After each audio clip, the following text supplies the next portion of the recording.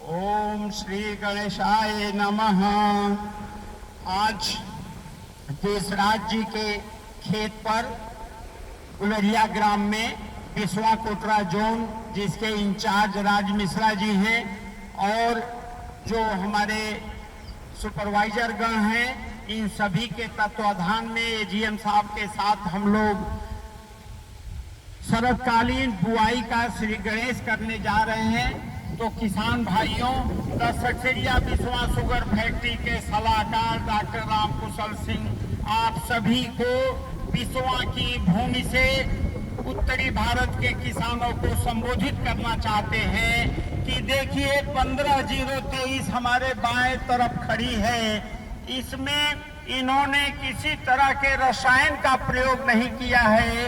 ये गेहूं काट करके देर से बुआई किए हैं। पत्तियां देखिए डार्क ग्रीन, गहरे हरे रंग की पत्तियां हैं। गन्ने में बढ़वार है और इस गन्ने में सबसे अच्छी बात नींबू की फसल अंता फसल के रूप में लिए हैं। यहाँ भी देखिए जदा कदा लाइनों पर नींबू दिख रहा है। तो मैं ये कहना चाहता हूँ, यहाँ देखिए 20 लीटर 200 लीटर 20 लीटर गौमूत्र 200 लीटर पानी में घोल दिया गया है और घोलने के बाद ये जो 15-0-23 का गन्ना है, ये देखिए, कृपया इसको फोकस करें।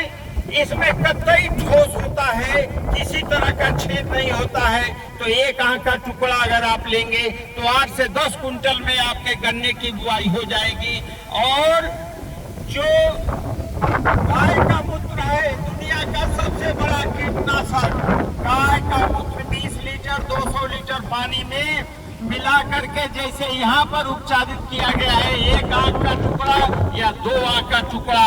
और अगर आपके पास नीम का तेल है तो इस दुनिया का सबसे बड़ा कीटनाशक नीम का तेल है।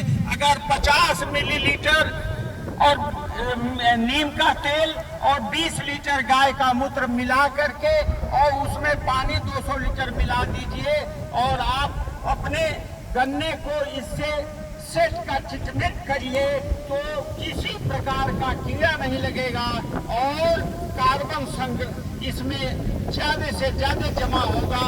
कार्बनिक जीवाश्म आएंगे, मृदा का संरक्षण होगा, प्रदूषण मुक्त वातावरण में गन्ने की बुआई होगी। यहाँ देखिए 4 फीट की दूरी पर 1.5 फीट में 2 लाइन 10 इंच गहराई, एक आंख का टुकड़ा 1-1 फीट पर हम डलवाते हैं। साथ में ये जो 4 फीट की दूरी है, इसमें ये वो लेंगे, टमाटर लेंगे। तो मेरा ये कहना है कि अगर आपके पास गाय गोमूत्र गाय का गोबर है तो आप दुनिया के सबसे धनी इंसान हैं। आपके खेत में सबसे ज्यादा कार्बन की मात्रा कम से कम 15 साल तक लगाए रखेंगे तो 5 कार्बन की मात्रा हो जाएगी और ऐसे में कार्बनिक जीवाश्म बढ़ जाएंगे तो आपको बिना किसी खाद डाले आपका खेती करने की होती रहेगी, सफसली खेती होती रहेगी। वर्तमान परिप्रेक्ष्य में किसान भाइयों, मैं आपको बताना चाहता हूं कि अगर आप ट्रंच विधि से गन्ने की बुआई करते हैं और 2 लाइनों में 4 फीट की दूरी, 1.5 फीट में 2 लाइन 10 इंच की गहराई रखते हैं तो 15-0-23 गन्ने का चयन क्यों करें? क्योंकि यह एक ऐसा गन्ना है जो ठोस है, 238 से ज्यादा उपज देता है, 238 से ज्यादा चीनी का परता देता है। तो जिस तरह से उत्तरी भारत के किसानों को 238 ने मालामाल किया, उसी तरह 15-0-23 को हमने अपनाया है, बिस्वा के लोगों ने अपनाया है और बहुत बड़े क्षेत्रफल में शरद काल, बसंत काल और देर से बुआई हर जगह 15-0-23 को हम अपना रहे हैं, हमारे किसान अपना रहे हैं। शर्त यह है यूरिया का प्रयोग नहीं करना है, यूरिया के स्थान पर जीवामृत का प्रयोग करिए, कम से कम 2 या 3 बार ही करिए। ठीक है, बुआई के समय अगर आपको इनऑर्गेनिक फर्टिलाइजर डालना है तो 5 बोरी सिंगल सुपर फास्फेट जिसमें बोरान और जिंक होता है उसको आप उपयोग में लीजिए। हमारे चीनी मिल के द्वारा जो कार्बनिक मृदा कल्प के रूप में कार्बनिक पोटाश दिया जा रहा है उसका 5 बोरी इसमें प्रति एकड़ की दर से डाल करके और गन्ने के 1 आंख या 2 आंख के टुकड़े को 1-1 फीट की दूरी पर रख करके 1 इंच से ढकाई कर दीजिए। आपका शरतकालीन बुआई बहुत ही अच्छा होगा। और जो खेत की तैयारी में भूमि शोधन, चाहे आप 5 लीटर प्रति एकड़ ट्राइकोडर्मा से करें, चाहे 20 लीटर प्रति एकड़ मूत्र से करें, या 100 ml नीम के तेल से कर लें, या नीम का तेल 50 ml और 20 लीटर गाय का मूत्र यूज करें, तो आप इस पूरे क्षेत्र को प्रदूषण मुक्त बनाएंगे, जहर मुक्त बनाएंगे।